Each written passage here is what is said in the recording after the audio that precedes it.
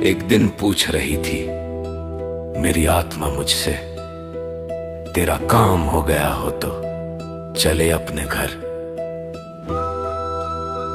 मैं बोला मैं बंधा हूं अपने कुछ बंधनों में।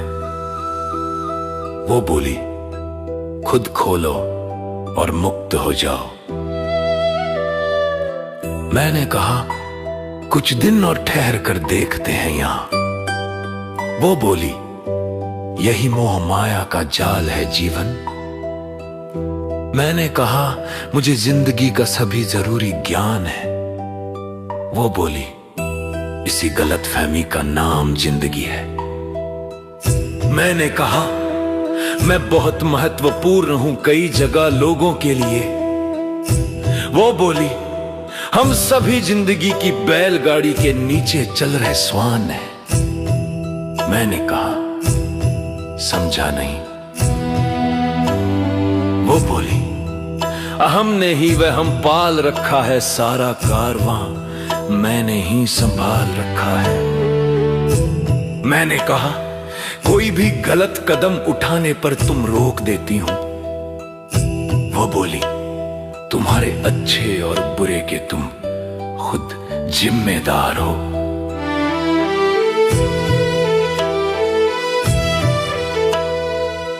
मैंने कहा फिर नया जन्म लेंगे क्या। वो बोली एक से मन न भरा क्या। मैंने कहा मैं कईयों को आत्मा से प्यार करता हूं। वो बोली तुम केवल तन और मन से प्यार करते हो। मैंने कहा मेरे बिना कुछ लोग जी ना पाएंगे। वो बोली किसी के जाने पर किसी को जाते नहीं देखा आज तक। मैंने बोला मेरे बच्चे नहीं जी पाएंगे मेरे बगैर। वो बोली बच्चे मजबूत और जवाबदार हो जाएंगे तेरे बगैर। मैंने कहा ये जिंदगी क्या भ्रमजाल है। वो बोली यही इसका कमाल है। मैंने कहा हम क्यों जीते हैं।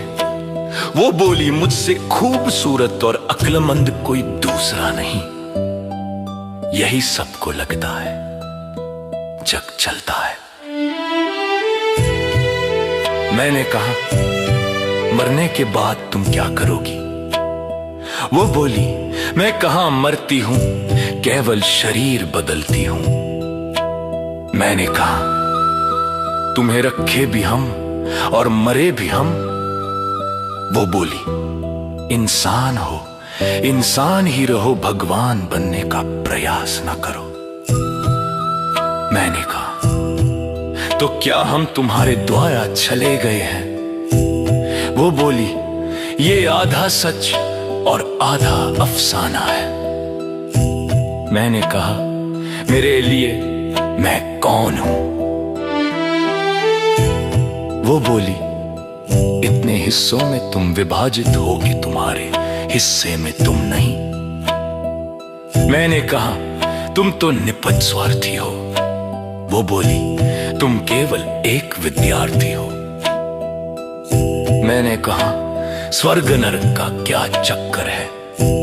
वो बोली शरीर नश्वर और आत्मा अमर है।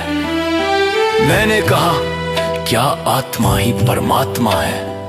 वो बोली मैं बहुत छोटा अंश हूं परमात्मा का। मैंने कहा तुम्हारा आकार प्रकार क्या है। वो बोली परमात्मा का अंश आत्मा हूं, ऊर्जा हूं, निराकार हूं।